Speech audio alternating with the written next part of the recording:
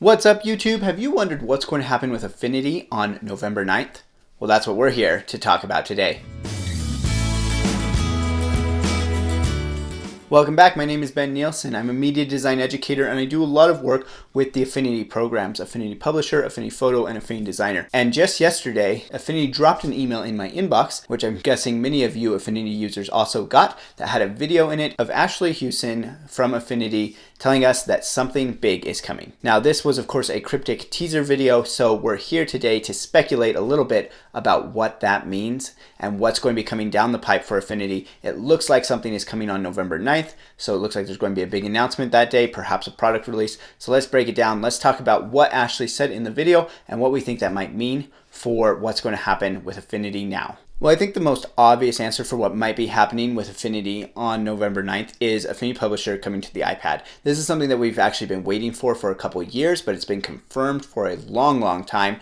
And it's something that we now know from Apple's video for the new iPad Pro that it's coming soon, because Apple spilled the beans on that in their video, using it as an example of one of the Pro apps on the new M2 iPad Pro. And then they've now confirmed on Affinity's Twitter multiple times that Affinity Publisher for iPad is coming out sometime before the end of the year. Well, November 9th is before the end of the year, so I think we can feel pretty safe that this announcement is going to have something to do with Affinity Publisher for the iPad. But at the same time, that's kind of news that we've been expecting and waiting for a long time. It doesn't seem like it warrants Ashley Hewson dropping this video and telling us that something big is coming, that everything is changing. So let's kind of break down what he said in the video and what we think it might be hinting at. First off, he starts up asking us creatives whether or not we've ever dreamed of having a more fluid workflow. Now, this is an interesting statement for them to make, saying that they have now created a more fluid workflow, because arguably that was something that they had already done with Affinity Publisher initially. When they introduced Studio Link, it changed the way that I worked and many people worked, because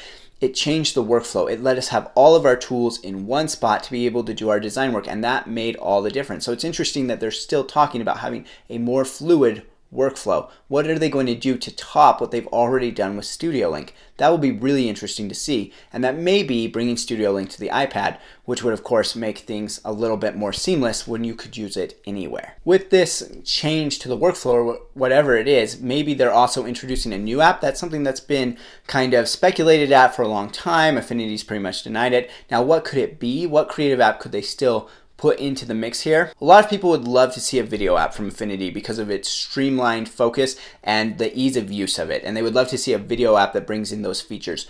But Affinity has pretty strongly stated that they're not working on a video app before, so I don't expect to see them suddenly drop a video app on us on November 9th. That would be a really big deal if that happened.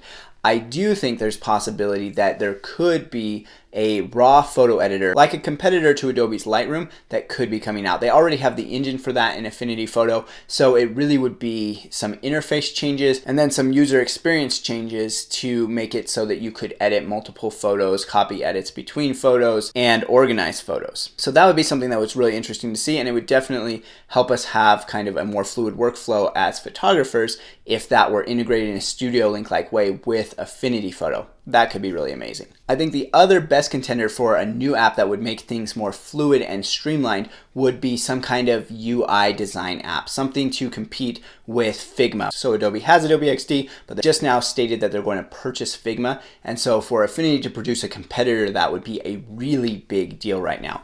Now, I don't know, that could be a separate new app that integrates with a Studio Link-like feature with the other apps, or it could just be features built into Affinity Designer, which has already done some UI interface design things. So that could be really interesting as well. Next, Ashley talks about how they've been working hard to create the next level creative experience. This can pretty much only be a reference to 2.0, I would think. That there's something new, the interface of Affinity is changing, and they're going to add lots of new features, which is what he starts talking about next. He pretends like he is going to say some new features, and then it's like, oh, I can't say that, right? He kind of teases us with that. Flashes to the app icons for the three programs. They're new versions in the same colors, and then the colors kind of fade away. So if you look at this frame by frame, you kind of see how each app lights up and then fades away. And that makes me think that maybe they're making some adjustments to it. Perhaps that is the hint at the new app, right? Because only would all three of these apps be gray if you were using the other app or that persona at the time. So that's a really interesting thought. Maybe that is hinting at a fourth app coming. But 2.0, I think for sure, is one of the references here. Now, one thing that I think is important to note is he says there will be enhancements and new features. This is really important to note that he says new features, because in Affinity 1.10, which we got last year, it was only enhancements. There were essentially no new features in that. It really focused on enhancing just the way the software worked, the way it was able to take advantage of the resources on the computer. So he's really leaning into this idea that there will be new features. So we're going to see changes. I think that means new tools, new ways of working, new ways of manipulating objects and photos. I think we're going to see all of that coming in this 2.0 release, which is what I'm expecting from this announcement. After he makes his blunder, almost revealing new features, then we get kind of this 3D swirl effect. Now, I looked at this one frame by frame,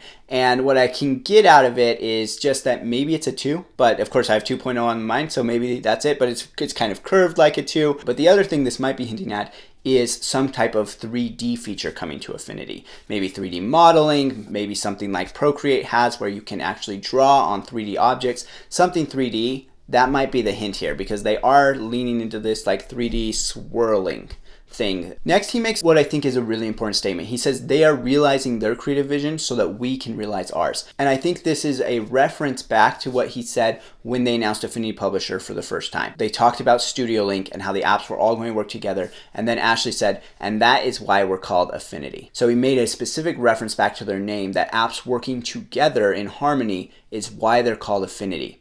And of course, standing in contrast to Adobe, where the apps are supposed to work together, but it's kind of janky and doesn't work very well. So I think that when he's talking about their creative vision, that's what he's talking about. So he's talking about bringing apps together in even new ways, which of course is similar to what he was referencing at the beginning of the video, I think. Definitely, I think we see enhancements to Studio Link or some other feature that allows these apps to work together better, because that will help us as creatives realize our creative visions in a more streamlined way. Then we get a very rapid series of images. It's actually 1 frame per image.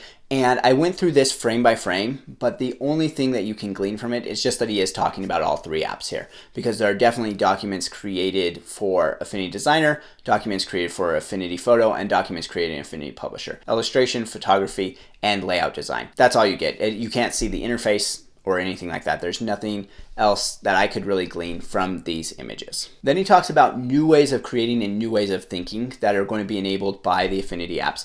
Now that is really a big statement, right? To say there's going to be whole new ways of creating that are enabled here, but I really hope it's true, because that is something that I would love to see. Then he makes the statement that they'll provide the tools, all we have to do is take them. Now taking them is an interesting statement. I'm sure there's going to be a price involved. I'm sure we're not just going to be able to take these tools for free, but what does he mean by take them? And I wonder if he means take them on the go. If these are new updates for the iPad, then we can take them with us anywhere, because the iPad is by far the most portable creative device that we've ever had. And one thing that I wonder if this is referencing is a new universal app. So instead of being separate apps for iPad and separate apps for Mac, now because of the integration of the M1 chip into Macs and iPads and further Apple Silicon with now the M2 chip, you can have universal apps that work the same across both platforms, which apps like Darkroom have done. And so that's going to be really interesting to see if we see universal apps from Affinity, because that could change a lot of things without having to have separate apps that are very similar but not exactly the same on each platform. I do think if we get a universal app that there's likely to be a price bump in it. So right now Affinity programs are $55 a piece. I think we're likely to see an increase to somewhere probably around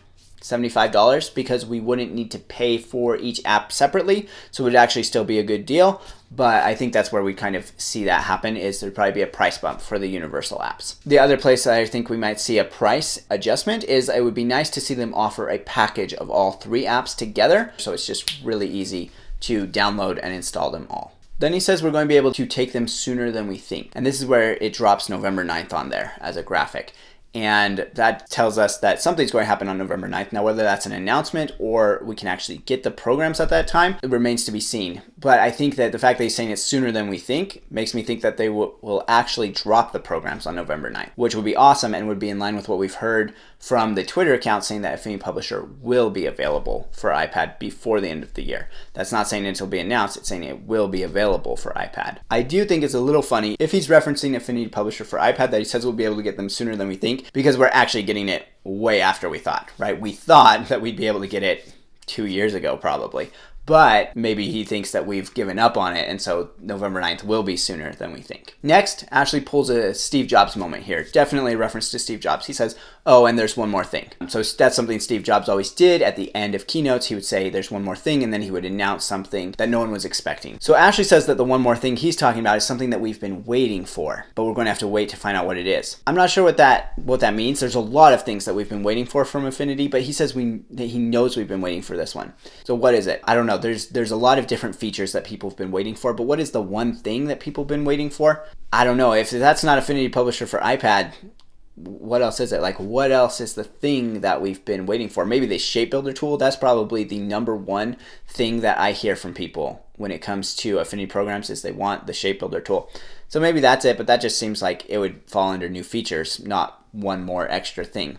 So who knows what he's referencing there. I'd love to hear your comments on what you think he might be referencing. What's the one thing that we've been waiting for that could be the one more thing in the Affinity presentation? The other thing I thought of for that maybe was a Linux install of the Affinity programs. There are people that have been waiting for that, but certainly not everyone's been waiting for that. It's never looked likely before, and it doesn't seem likely now. So I think that one would be a little bit far-fetched, but maybe that's out there. So just in recap, here's what I think is pretty solid for this November 9th announcement. I think Affinity 2.0 seems like a shoo-in. It's got to be here. It's time. We've been waiting a long time, and it's time for Affinity 2.0. And then some form of Affinity Publisher on the iPad seems very likely to be coming. It has to be coming before the end of the year, so seems like it will happen now. Those are the two things that I feel most solid about. Now, things that I feel less solid about but might happen is the announcement of a new app, raw editor or UI design. As far as video or animation or something like that, I'd say that's much more unlikely. Doesn't seem likely to happen at all, but I wouldn't say no if it did.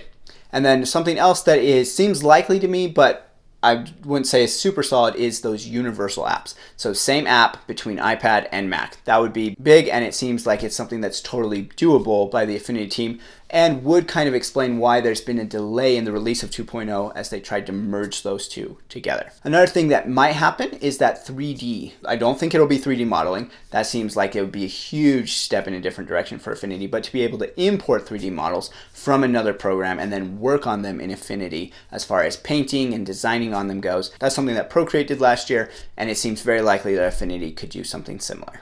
So those are kind of my main thoughts on what might be happening on November 9th. Now I would love to hear from you. What do you think is going to happen on November 9th, and what do you wish would happen on November 9th in regards to these Affinity programs? As always, remember that if you are learning these Affinity programs, I have lots of courses on them linked in the description to this video, so go ahead and check those out. And we'll chat in the comments, and I will see you in the next video.